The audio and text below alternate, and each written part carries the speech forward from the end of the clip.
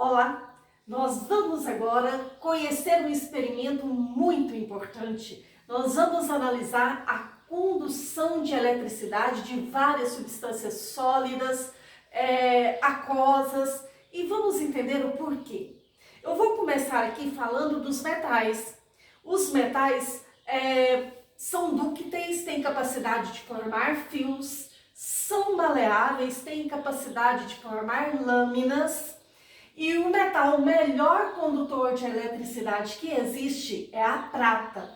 Em segundo lugar vem o cobre, que é esse aqui, que tem esse brilho, né? Metal sempre tem um brilho característico.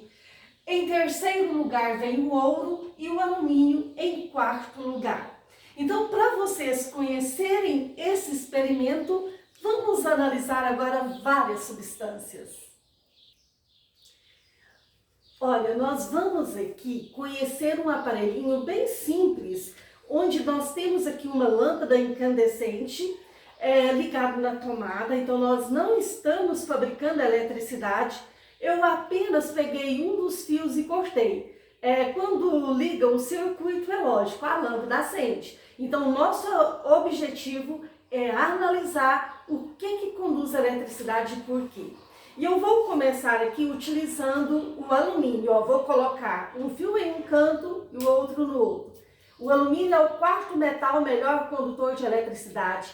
Ele tem elétrons livres. O alumínio é um metal da família 3A e possui 3 elétrons na camada de valência. E esses 3 elétrons da última camada, menos atraídos pelo núcleo, têm grande liberdade de movimento. Então, os metais são bons condutores de eletricidade porque têm elétrons livres. Vou analisar aqui também o cobre. O cobre é o segundo metal melhor condutor de eletricidade. Deixa eu analisar aqui direitinho. Isso, ótimo, bom condutor de eletricidade.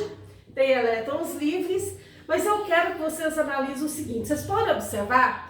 Aqui, por exemplo, eu tenho um fio de cobre encapado. Por que será que eles precisam ficar encapados? Ou por que, por exemplo, o ferro precisa passar uma tinta? Gente, os óxidos metálicos... eu vou analisar aqui o alumínio. Olha esse alumínio velhinho. Ele formou o Al2O3. Se encostar no alumínio, a lâmpada acende. Mas o Al2O3, que é um alumínio que formou um óxido, o Al2O3 é isolante. Apenas o metal é bom condutor de eletricidade, tem elétrons livres, o óxido isola. Gente, interessante que o alumínio forma o Al2O3, que é um óxido anfótono, e esse Al2O3 ele forma uma camada protetora do alumínio interno. E vocês estão observando que o óxido isola. Agora eu vou analisar o ferrugem. O ferro, para formar ferrugem, ele precisa estar em contato com a água e o oxigênio do ar. E eu tenho um aqui bem velhinho que formou ferrugem Fe, abre parênteses, OH, fecha parênteses 3. É o FeOH3. Ele tem os íons Fe mais 3 e o OH menos 1. Mas ele é isolante, é um composto iônico sólido isolante. Aí a gente comprova por que, por exemplo, uma grade de ferro ou de aço que tem ferro e carbono precisa da tinta para impedir o contato do ferro com o oxigênio do ar. Porque quando o ferro forma esse hidróxido de ferro 3 ou hidróxido férrico, isola. Esse hidróxido é isolante. Então vamos observar agora o chumbo. Vocês estão observando que eu também já andou oxidando, mas se eu encostar no local que não tem o óxido, ele conduz, mas se encostar no óxido, isola. Então vocês entenderam agora que sempre que o metal oxidar, ele vai formar algo que não conduz eletricidade. Muito bem, e os metais são bons condutores porque no estado líquido e sólido tem elétrons livres.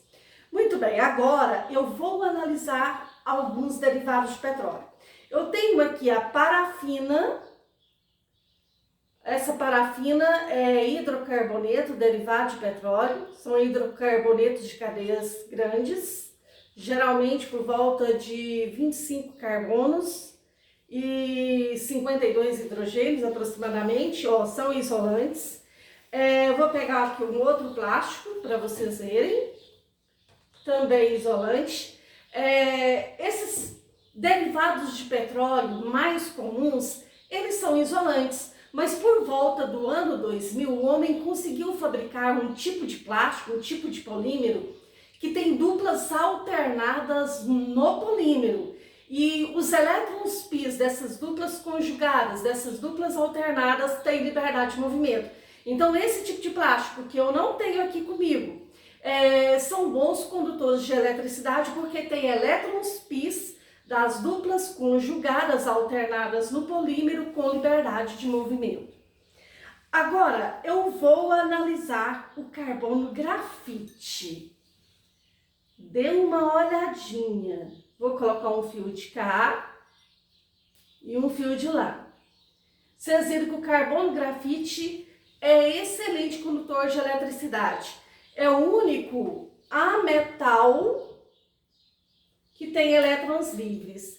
Mas o carbono grafite, gente, ele é um sólido covalente que tem duplas alternadas. E esses elétrons π das duplas alternadas têm liberdade de movimento. Então ele tem elétrons livres. Mas o carbono diamante, a areia, que é o SiO2, que é o mesmo material do quartzo, são compostos covalentes e isolantes. Então o carbono grafite é um caso especial, ele é um sólido covalente. Muito bem, agora nós vamos analisar aqui algumas substâncias dissolvidas em água. Será que elas vão conduzir eletricidade? Eu vou testar aqui uma água potável. Vocês estão observando que não acendeu a lâmpada? Gente, a água, se eu tivesse água puríssima, que é a água destilada, se ela tivesse apenas moléculas de água sem íons, ela não iria conduzir a eletricidade. Mas nós temos que tomar muito cuidado com a água. A 25 graus, a cada 1 bilhão de moléculas de água, 2 colidem entre si e formam os íons H3O+, que é H+ com água, que é chamado de íon hidrônio ou hidroxônio, e o íon H-. E esses íons, com liberdade de movimento na água, faz dela um eletrólito fraco. E se aumentar a temperatura da água, as moléculas aumentam a energia cinética e aumenta também o grau de ionização. Então nós temos que tomar muito cuidado com a água, porque nós não lidamos com água sem íons. E quanto mais íons aparecer na água, melhor a sua condução de eletricidade. Então vamos chamar a água de eletrólito fraco.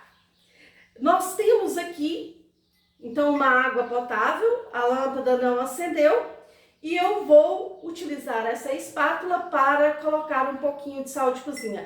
Mas antes eu vou testar o cloreto de sódio, que é o NaCl sólido. Gente, composto iônico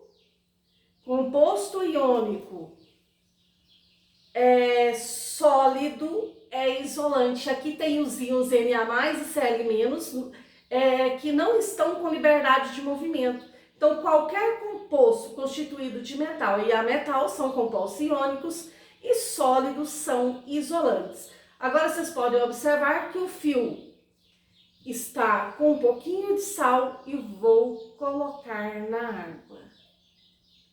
Nós vamos preparar uma solução. O sal de cozinha é o soluto, a água é o solvente. Olha, só um pouquinho de sal que já caiu lá. Olha o que está acontecendo com a lâmpada. Então, será que a água do mar, que tem muitos sais dissolvidos, é boa condutora de eletricidade? Vamos colocar mais um pouquinho. Vocês estão observando que nós acabamos de produzir uma solução eletrolítica, porque os íons Na+ e Cl- estão com liberdade de movimento. Então, o composto iônico, que tem, no caso aqui o exemplo, o Na+, o Cl-, ou que tem um metal íon cátion e um ametal íon ânion, em meio aquoso, forma solução eletrolítica. E é interessante, gente, que os íons têm massa, eles carregam o núcleo do átomo. Olha para vocês verem no fundo, como a lâmpada acende melhor do que aqui em cima. Muito bem, então nós temos aqui uma solução eletrolítica porque os íons têm liberdade de movimento. Ah, um detalhe importante.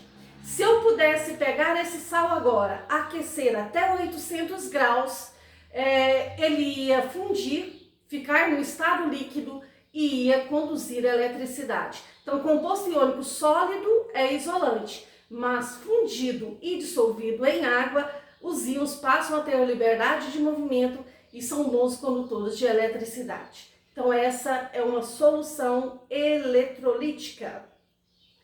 Gente, eu tenho aqui, né, um sal bem interessante que eu gosto de trabalhar com ele porque ele tem uma cor especial, que é o sulfato de cobre 2 pentahidratado. Então aqui tem os íons Cu mais 2 e SO4 menos 2.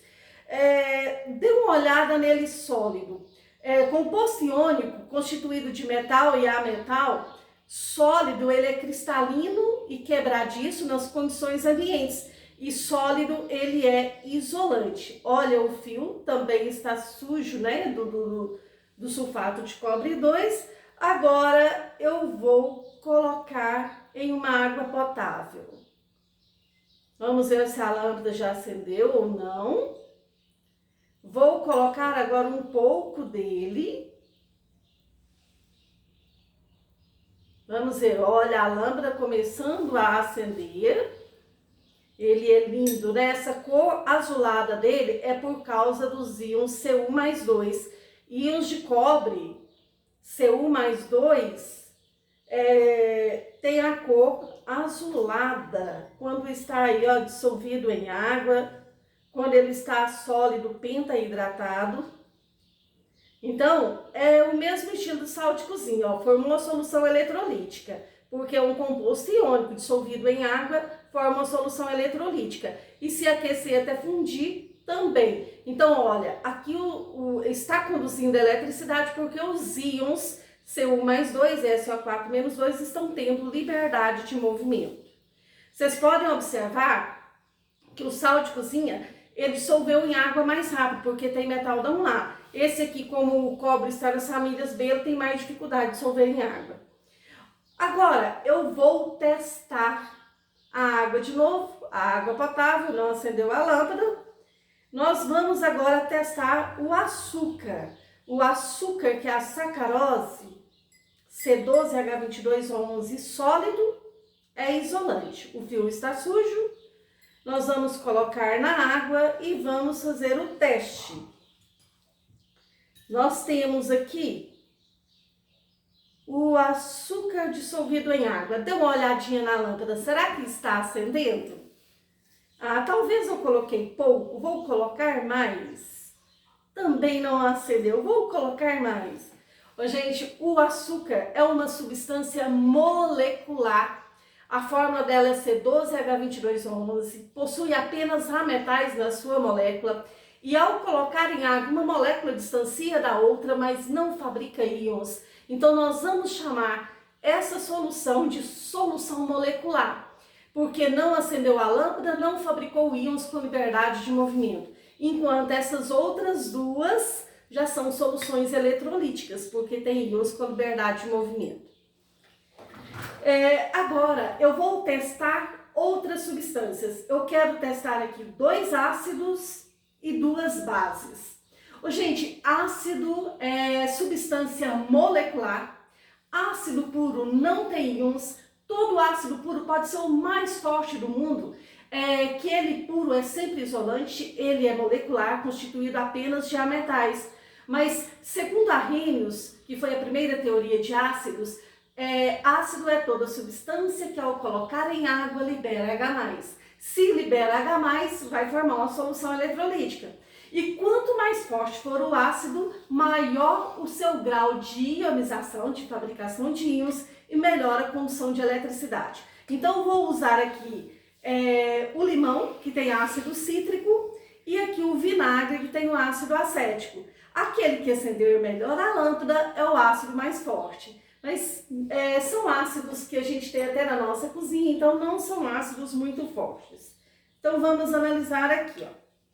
Vou analisar aqui o caldo do limão, que já é uma solução, que tem água e o ácido cítrico.